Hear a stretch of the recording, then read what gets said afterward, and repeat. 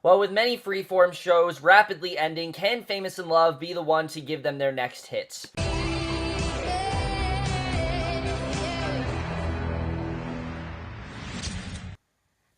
Hey guys, came over the pilots of the new freeform show, Famous in Love, Season 1, Episode 1, the series premiere. Now, let me just get into this show because, to be honest with you guys, I didn't really know a ton going into it. I didn't really watch any previews or anything like that. I haven't really watched freeform since Shadowhunters ended, so I haven't really seen many trailers for Famous in Love. I just knew that Bella Thorne had a new show coming out, and I just wanted to check it out because I pretty much just check out any freeform show because I know you guys enjoy my opinion of them. It's also because of Shadowhunters. Shadowhunters as well, you guys know, had a rough start, but I think it's definitely gotten progressively better as it goes on. And since I did that, I've kind of just told myself just check out each show they do. So I was interested in this show. I thought the plot sounded interesting and things like that. But as it turns out, Famous in Love, while I do think had an interesting premise, it's really not going to give Freeform any more. It's not really going to give them any more viewers or any new sort of audience that they don't already have. Famous in Love is probably one of the most shallow shows that Freeform has done. It was very boring, it was very melodramatic, and in general, just wasn't really something that I really could find myself latching onto. But let's get to the plot of Famous in Love. Basically, we focus on this girl, Paige Townsend, and she's basically your ordinary college student. You know, she goes to school, her parents want to focus on her studies and things like that, but she has two best friends, and one of her friends, Jake, is actually this, he wants to be like this screenwriter and everything, and basically her friend, Cassie, convinces her to try out for this big Hollywood blockbuster just for fun, not really that big of a deal, but she actually ends up getting a callback for it, and that basically completely changes her life around, and should I also mention there's two guys, and you can kind of see where that's going to go, but that's basically a plot of Famous Love overall. But let's get into the show, starting off with the cast. Now, the cast in this show are almost completely relatively unknown, apart from really one other actor. Of course, that major one being Bella Thorne, who I think is going to be the main thing that attracts many viewers. I mean, Bella Thorne, people know her from Shake It Up or The Duff, and she has proven herself to be a capable actress. I don't think Bella Thorne's bad. I really don't. And I don't think that, she's proven before she can definitely be a good actress when she has good material. The problem is she is sorely miscast in this role as Paige Townsend. I mean, Paige is the kind of girl who really, when you think of her, sounds like she's not supposed to be that attractive. She's a little more nerdy. She's a little more down to earth. She kind of freaks out at a lot of things. She just doesn't seem like the kind of girl that guys sweep up off her feet. The problem is Bella Thorne is ridiculously gorgeous, and she is this huge celebrity. You could totally see her playing this role, and that really does change everything this character is supposed to stand for. This character is supposed to be the nobody, and the best thing to do in this show is to cast exactly that, a nobody. By casting Bella Thorne, though, we can't really separate her from this role, and unfortunately, I think she's very miscasted here. I think she did a good job with what she had. Definitely, she's trying to get into the role. I don't think Bella Thorne was necessarily bad here, but she just felt very miscasted and hollow, and like she didn't really know what to do, because again, she just isn't that. Bella Thorne is someone you could totally see being that. Like, if Bella Thorne was the age she was, oh yeah, I could totally see her getting that kind of role. If this wasn't Bella Thorne, though, that would be a little bit more surprising. Get someone who's a little bit more unknown, and I think that would have made more sense. And she kind of sticks out like a sore thumb as well, because the rest of the cast is completely unknown, except for her, so I don't really understand. To me, it only seems like they did that just to give them big ratings, but Bella Thorne isn't exactly regarded as that. She doesn't really have that high standards as an actress. People just say, oh, look, the girl from The Duff or Shake It Up. That's not exactly the highest of standards, and Bella Thorne, I think they could have casted a much better actress than her. She's not bad here, but I just thought she was really miscast, and unfortunately, the whole show kind of crumbles down because of that. And then the rest of the cast here, to be completely honest with you guys, I didn't really find anyone that stuck out to me. There was no one here I really was that interested in until really the end of the show. Charlie DePoo, I actually really did like as Jake. I thought him and Paige had good chemistry, and I thought Jake was going to be her main love interest. You know, the way they were showing him shirtless and things like that. They almost kissed in this first episode. I was like, okay, he probably is going to be her main love interest. Turns out that's not the case because there's two other guys that are pining after her, which we'll get into. And then her friend Cassie. This could not be more of a bland character, Georgie Flores. I found her to be so bland, so uninteresting, just the supportive friend. She's got some side thing going on where there's this guy that's much older than her, and she's going to give him like sexual favors or whatever. It's just weird. It's not intriguing. It's just really weird. I know that was probably just added in there to make her character more interesting, but really it's just weird when you think about it.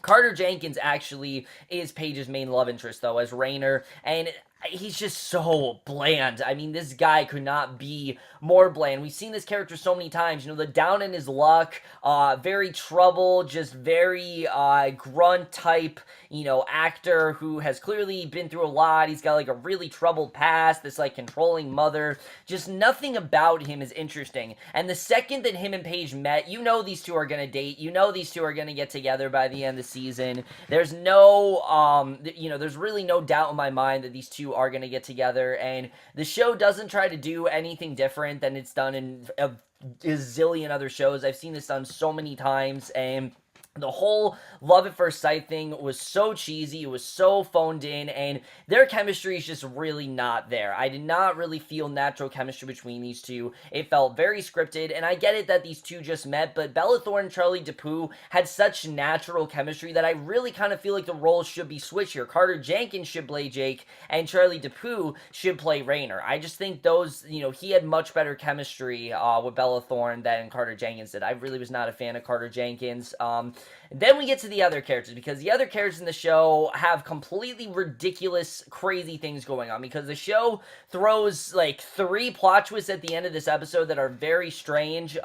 Nikki Koss plays Alexis, who is Raynor's old friend, and who you're thinking is going to compete with Paige throughout the majority of the show, and maybe she's going to try to take, to take Raynor away. But then we realize at the end, there's this other girl, Dakota, and you think they got some kind of rivalry going on. You don't exactly know what it is. Turns out at the end, they're actually a lesbian couple. Yeah, they kissed at the end of this episode, and nothing about that felt natural. Everything about that felt so forced. It felt so, just shock value, and I'll get into that when we get to the writing, but those two, I don't know where that's going to go. I guess that makes her interesting, but I don't really know. And then Keith Powers as Jordan is definitely probably the most interesting out of everyone, without a doubt, and that's really only because he's got some interesting stuff going on. He's very troubled. There's this girl, Tangi, that has mysteriously disappeared, that Raynor was clearly dating, and apparently Jordan took from him, and they have like kind of a feud because of that. That definitely could be interesting. I thought Keith Powers did a good job in the show. I like what he did here.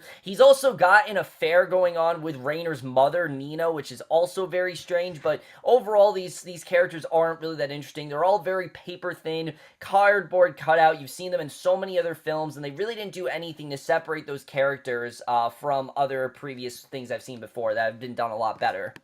So now let's get to the directing and the writing, because the directing of the show is really, really off in my opinion. The directing here, this is a show that is taking itself really seriously. It's a show that I think just takes its story too seriously, and it's just not fun enough, honestly. Like, the show isn't fun. I wasn't having fun with it. I found it to be quite boring, and like I said, it's because it is basically a soap opera that just takes itself way too seriously. And the directing here, the tone was fine at points. I think some parts were fine here and there, but the directing really was not that great. It's really the writing that I had a problem with here. The writing, there is some stuff I think that could be interesting, like Paige becoming the star. I think is definitely interesting the way they do that, but the fact that they showed us in the very beginning of this show that she is going to become famous, I don't know why they did that. I hate it when shows do that. Why are all these shows doing these flash forward techniques? They don't add anything. And this is the probably the most unnecessary example I've seen of that. I mean, there was literally no reason to show us that Paige is going to be famous. The entire show is basically the trials and tribulations of her getting that fame. So by telling you she's going to get famous, there's no point in me watching the show. Really, if I were to see a 5-second clip of that, I would think that be, at the end of the show or something. I would not think it's the first scene of the show, but literally the first scene, Paige is already famous, and that immediately threw me off, and I don't know why they decided to do it. That was definitely very strange. But the way the story was told, I thought was really uninteresting. Like I said, I've really seen this before. They didn't show us enough time with Paige before she got this callback. Immediately, they started up this, and I feel like they could have taken some time to really develop Paige as a character, but they just didn't really do that. And because of that, I just wasn't really that invested in her character because it was all happening so quickly. And if there's one problem the show has, is that there are way too many characters. There really are. I mean, there are so many characters introduced in this first episode to the point where I really can't tell you much about them. Like, I can't really tell you anything distinctive about Alexis except for the fact that she's bitchy and she's a lesbian. I can't really tell you anything about Jake except that he likes Paige and he wants to be a director. I can't really tell you anything about Nina except she seems very cutthroat. That's really it. These other characters like Tangy, Rachel, Gray, they weren't even introduced in this episode. There's still more characters introduced, and there's just too many characters in this show, and I really feel they could have cut that down a lot. We could have had a little bit more with some of these characters, and if there weren't as many characters, then I wouldn't be complaining, but there just are way too many characters in this first episode, and that was definitely a problem. The show does show, I think, some potential with Hollywood and how Hollywood system works and things like that, even though it makes no sense why they would recruit a complete unknown. I don't really understand why for a big budget movie like this, even though that's not entirely uncommon. A lot of people are talking about that, and honestly, that's not uncommon. I've seen that happen in a lot of big budget movies now, because if you get an unknown, there's less people who are going to have any anticipation because they've never seen this actor before. See, like, The Jungle Book or something like that. They got a complete unknown for that. There have been a lot of movies that have had complete unknowns, and I feel like it's not really all that uncommon for someone like Paige to get that. Unfortunately, again, Bella Thorne is not an unknown. We've seen Bella Thorne in like 2 things, and she's not even this big star, so I don't really understand why Bella Thorne was the one cast her. That didn't really make much sense to me. But the worst thing about the show, in my opinion, is how much it relies on the technique of shock value. This is something that Marlene King has a tendency to do. She's done it in Pretty Little Liars a lot, and it's really pissed me off then. And she's doing it again in this show. And I don't understand why, honestly. The show could be very straightforward. Not all these characters need to have these big secrets, and I don't know why every show does this. Some shows it works, like Riverdale, okay, that works. That works very well for that show. 13 Reasons Why, that works very well because of the kind of show it is. But this show does not need every character to have a secret. Cassandra's plot, Cassie, the whole thing going on with her makes no sense. The fact that Alexis and Dakota were a couple didn't feel natural at all. It just felt like that was something that they just did at the last minute to make us come to the next episode. And having that as a shock value thing is honestly insulting and really feels like a step back. There's so many shows that are trying to push the envelope and are trying to make that more natural. But when you have, like, for example, a headline about, LeFou being gay in Beauty and the Beast, that's not exactly being subtle about it. That's shoving it down our throats. And this is the worst example I've seen of that, of literally having them kiss at the end of the episode. That doesn't make me feel like, oh yeah, they're naturally a couple. It just makes me feel like they wrote that in at the last second to make these two interesting, and it doesn't make it interesting. It just kind of makes it feel like, oh, here's another random lesbian couple, no reason why. They're just lesbian couple. Nothing about that felt like it actually needs to be there. That really did piss me off. But even weirder was the Jordan Nina thing. I don't know why that's there. That makes no sense whatsoever. There's nothing shown that made me think that something like that was going on. And both of those things, again, they just felt like random shock value. That's, we're gonna get more invested in this character. You're gonna come back for the next week. And I'm sorry if you guys are fine with that, but it felt very, very LCD. And again, I've said before, lowest common denominator. That's what it feels like. It feels like the show is trying to appeal to very, very low, very LCD, but also very low attention spans. Like, if you don't have a big attention span to watching the show, you're fine. The show does not require you to have a lot of attention spans. It's a show that's very simple to understand, and yeah, it's definitely one of those kind of shows. So really not the kind of show that I just want to invest my time in. Like I said, the only thing that's really keeping me invested is maybe some of the story. The whole thing, I think, going on with Tangy, I think that is interesting. You know, did Jordan really have something to do with Tangy's disappearance? Did he actually sleep with Tangy? Is there more to it? That could be interesting, but I'm just not interested in a love triangle, especially when it's between Rainer and Jordan, who already has this affair going on with Nina. So what's the point of a love triangle between him and Paige if we know he has an affair going on with Nina? I don't really understand what the point of a love triangle is, but the show says it's going to do it, so I guess it's going to happen. But overall, guys, this show really did not do much to impress me, as you guys can tell. I really was not that into this pilot, I have to say. It was very it wasn't boring, I would say, but it was just very meh. I've seen this done a million times before. Maybe the show has potential to get better. The actors aren't terrible, they're just very bland. The characters are very much stock-type cardboard cutout characters that I've seen so many times before, and the show didn't really do anything different to try to separate it from other shows. So overall, I am going to give this first episode of Famous in Love a 3 out of 5 or a C. But I am going to give Famous in Love Season 1, Episode 1 Pilots a 2.5 out of 5 or a C.